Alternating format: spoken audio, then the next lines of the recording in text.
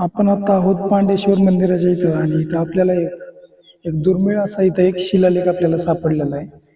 आपल्याला ती भाषा कळत नाहीये कारण ती जी भाषा आहे ती जुन्या काळातली भाषा असून त्याच्यामुळे आपण नक्की सांगू शकत नाही की त्याच्यावरती त्या शिलालेखावरती काय लिहिलेलं आहे. पण आपल्याला इथे एक जुना शिलालेख पाहायला भेटतो ज्याच्यावरती कासवाचं सुंदर असं शिल्प कोरलेले आहे आणि खाली त्याचा शिलालेख दिलेला आहे. तुम्हाला दाखवतो मी.